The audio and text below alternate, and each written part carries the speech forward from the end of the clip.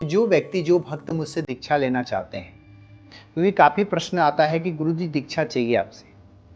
हज़ारों के लोग आते हैं, जितने भी लोग आते हैं पहले मुझसे दीक्षा लेने की ही बात करते हैं। तो वो दीक्षा मुझसे कैसे प्राप्त कर सकते हैं? क्योंकि मैंने एक माँ का मैं खुद ही साधना करता हूँ, इसलिए मैंने अपना एड्रेस कभी पब्लिसिटी में डाला नहीं हूँ। ऐसा नहीं, हमारा मुख्यतः उद्देश्य रहता है लोगों का कल्याण का, परंतु अगर मैं एड्रेस डालूँगा उतना पब्लिसिटी मैं करूँगा, तो मैं अपनी कहीं न कहीं सिद्धियों से भटक जाऊँ, ऐसा मुझे लगता है, इसलिए मैं अपना एड्रेस नहीं डाल रहा हूँ। जब मैं उस लायक हो जाऊँगा तो मैं बिल्कुल अवश्य आप लोगों को स्थान के बारे में बताऊँगा। पर अगर जो व्यक्ति मुझसे दीक्षा लेना चाहता है, वो मुझसे कैसे संपर्क कर सकता है? और दीक्षा का प्रोटोकॉल क्या है? दीक्षा कैसे मुझसे ग्रहण कर सकते हैं? इन सभी बातों को आज मैं बताने वाला हूँ। आप देखिए, गुरु पूर्णिमा आ रहा है, गुरु पूर्णिमा में मुझसे दीक्षा लेने के लिए क्या कर सकते हैं? ये मेरा एक प्रोटोकॉल है, अगर उस चीज़ को अगर आप फॉलो करेंगे तो मैं दीक्षा दे सकता हूँ।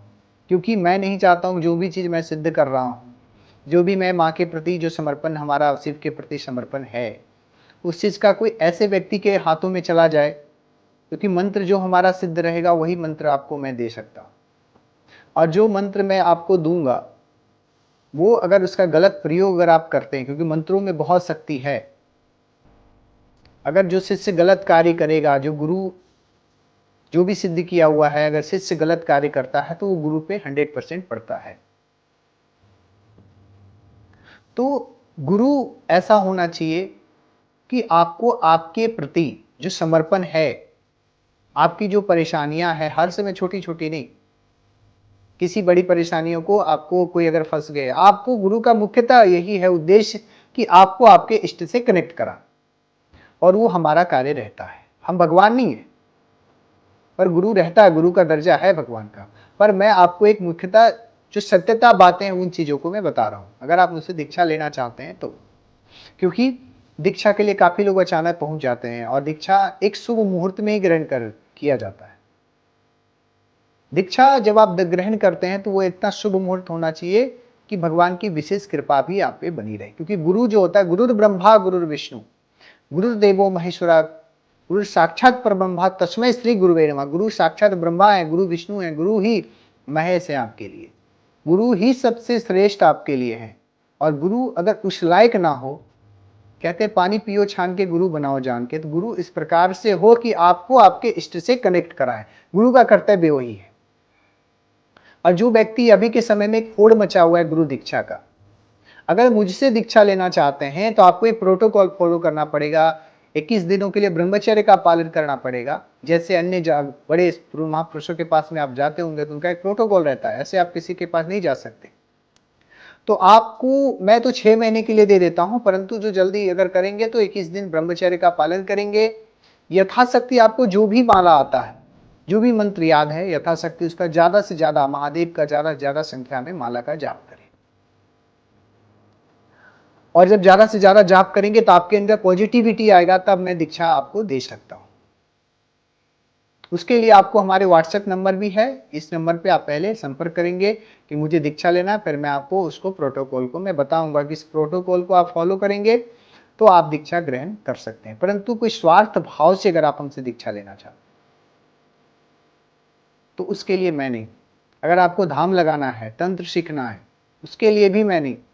आप किसी अच्छे दूसरे योग्य गुरु से आप ग्रहण कर सकते हैं। अगर आप माँ की साधना करना चाहते हैं, शिव की साधना करना चाहते हैं, उनकी शरण में लगना चाहते हैं, तो मैं कर सकता हूँ। क्योंकि काला जादू से किसी ईश्वर को, किसी इष्ट को आप प्राप्त नहीं कर सकते, और अपने आप को भी नष्ट कर देते हैं। तो कोशिश करिए कि दीक्षा अगर मुझसे ग्रहण करना है तो आप पहले कुछ दिन पहले आप हमसे संपर्क करें, और इस चीज को फॉलो करेंगे नियम को, तो मैं आपको दीक्षा दे सकता हूँ, बिल्कुल दे सकता हूँ, क्यों नहीं देंगे। जब आप में क्वालिटी रहेगा तो मैं अवश्य दूंगा। तो दीक्षा का जो प्रोटोकॉल है उस चीज को पहले आप जान ले, उसके बाद आप मुझसे दीक्षा ग्रहण कर सकते हैं, बहुत ही सरल तरीके से। क्योंकि दूसरे स्थानों पे से बहुत सारे लोग आते रहते हैं, अभी दीक्षा का होड़ मचा हुआ है, गुरु कैसा है या शिष्य कैसा है, ये चीज को बिना देखे ही दीक्षा दे दिया जाता है। दीक्षा दे रहे हैं मतलब अपनी हम शक्तियां आपको प्रदान कर रहे हैं। और ऐसे लोगों के पास में जब सिद्ध कुंज का स्तोत्र का जब आप पाठ करते हैं तो उसमें शिव जी क्या कहते हैं कि हे देवी, ऐसे व्यक्तियों के हाथों में ये स्तोत्र नहीं चला जाए जो इस चीज को जानता ही नहीं हो, जो शिव और शक्ति का उपासक ना हो, जो उनको समझता नहीं हो, जानता नहीं हो, ऐसे व्यक्तियों के कहते हैं ना कि बंदर के हाथ में नारियल कभी पता भी नहीं चलता है कि उसके अंदर क्या है। ऐसी चीजों नहीं होना चाहिए। गुरु उस प्रकार से होना चाहिए और शिष्य भी उस प्रकार से होना चाहिए। स्वार्थ होनी चाहिए शिष्य को कि गुरु के प्रति शिष्य का स्वार्थ होना चाहिए, परंतु कुछ विशेष पाने को, अपने इष्ट की प्राप्ति के लिए, अपने गुरु का आशीर्वाद प्राप्ति के लिए। इन्हें कि गुरु का बड़ा फेम है तब हम जा करके उनका हम दीक्षा ग्रहण कर लें। गुरु के पास में क्या दैवीय शक्ति है वो जरूरी नहीं है, पर गुरु का फेम है इसलिए मैं उनसे दीक्षा ग्रहण कर लें, ऐसा नहीं होना चाहिए। आप मुझसे लेना चाहते हैं तो आप निस्वार्थ भाव से ही ले सकते हैं। साधना आपको करना है, आपको मां का समर्पण, शिव का शक्ति का विशेष कृपा पानी है, तो उस लायक आपको बन को दिखाना पड़ेगा, तब आपको दीक्षा ग्रहण मिलेगा। मुझे कोई ये नहीं है कि हमको हजारों में शिष्य बना करके घुमाना है, हमको फेम और ये नाम करके ये विशेष करके क्या करना है, 2 रोटी मिल जाए उतने में ही काफी है। इतना आपको भी मानना पड़ेगा। जीवन का उद्देश्य वही है कि आप अपने ना छोड़ करके किसी अन्य लोगों को भी सहयोग करें। अपने लिए तो सब जीते, आपको दूसरे के लिए भी, यही हमारा सनातन धर्म बताता है। धर्मो रक्षति रक्षिता, धर्म की रक्षा अगर मैं नहीं करूंगा तो धर्म भी हमारा रक्षा नहीं करेगा। तो सबसे पहले धर्म सर्वोपरि है, धर्म को लेकर के चले, अपनी राह को लेकर के चले, अपने इष्ट को लेकर के चले और अपने गुरु को लेकर के चले, बाकी दुनिया तो है ही।